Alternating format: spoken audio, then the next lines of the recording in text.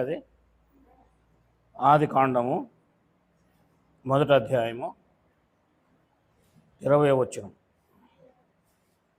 చదవండి. దేవుడు జీవము కలిగి చెల్లించు వాటిని జలములు సమృద్ధిగా పుట్టించునుగాక అనియు పక్షులు భూమిపైని ఆకాశ విశాలంలో ఎగురునుగాక అనియు పలికెను.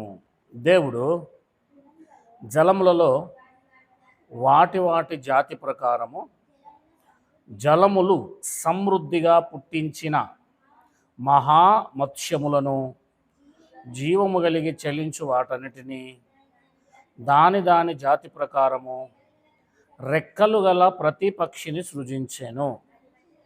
అది మంచిదైనట్లు దేవుడు చూచెను. దేవుడు మీరు ఫలించి అభివృద్ధి పొంది సముద్ర జలములలో నిండి ఉండుడనియు పక్షులు భూమి మీద విస్తరించునుగాక అనియు వాటిని ఆశీర్వదించెను. అస్తమయమును ఉదయము కలుగగా 5వ దినమాయెను అని మనకు రాయబడింది.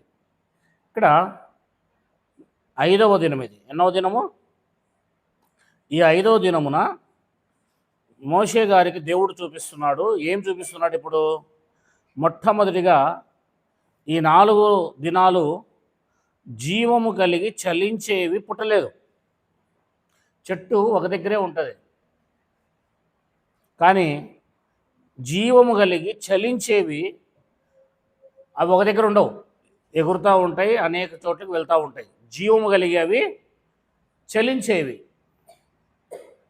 ఇది 5వ దినమున దేవుడు సృజించినట్లుగా మనం చూస్తూ ఉన్నాం. 1వ వచనం, దేవుడు జీవము కలిగి చెల్లించు వాటిని అన్నాడు. అక్కడ జీవము కలిగి చెల్లించు వాటిని జలములు సమృద్ధిగా పుట్టించునుగాక అనియు. ఏం పుట్టిస్తున్నాయి? జలములు. ఇప్పుడు జలములు ఏమిటిని సృష్టించాయి? ఏమిటిని పుట్టించాయి? జలములు అంటే సముద్రములో ఉన్న నీరు. సముద్రము అని పేరు పెట్టాడు కదా దేవుడు. 3వ దినమున ఏమని పేరు పెట్టాడు? క్రింద ఉన్న జలములు ఒక చోటనే కూర్చోబడి ఆరెన నేల కనబడునుగాక అని పలకగా ఆ ప్రకారము 10వ వచనం, దేవుడు ఆరెన నేలకు భూమి అని పేరు పెట్టాను. జలరాశికి ఆయన ఆ సముద్రంలో ఉన్న జలములు ఏవైతే ఉన్నాయో నీళ్ళు, అవి ఏమిటిని పుట్టించాయి? నీళ్ళ ద్వారా ఏం తయారయ్యాయి? పక్షులు తయారయ్యాయి, చేపలు కూడా తయారయ్యాయి. ఇప్పుడు చేపలు తింటున్నాం కదా మనము. ఆ చేపలు ఎలా తయారయ్యాయి?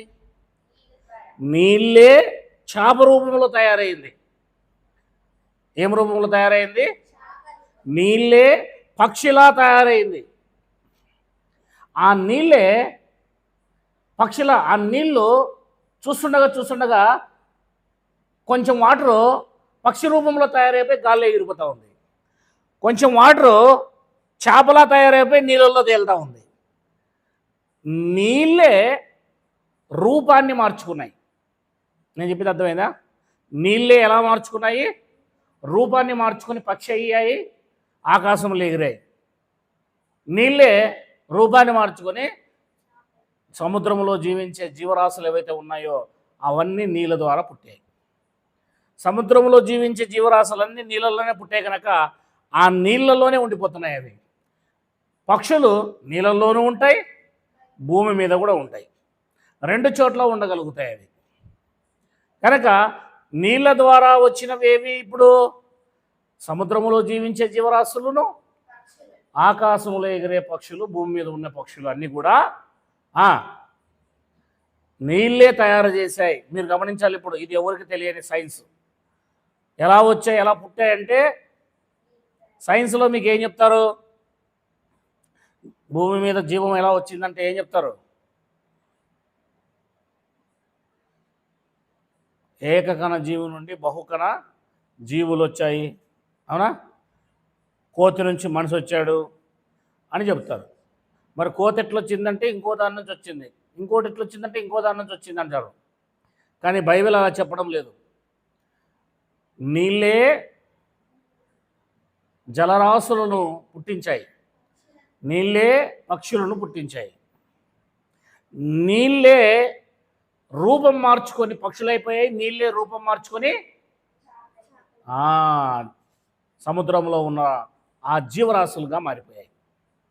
ఒక్కసారి మారాయి అంతే. ఫస్ట్ టైం దేవుడు చెప్పాడు, జలములారా మీరు పక్షులుగా మారాలి, మీరు చేపలుగా మారాలని దేవుడు ఆజ్ఞాపించగానే అవి పక్షులుగా మారి ఆకాశంలో ఎగిరాయి, అవే జీవరాశులుగా మారి నీళ్ళల్లో తిరిగాయి.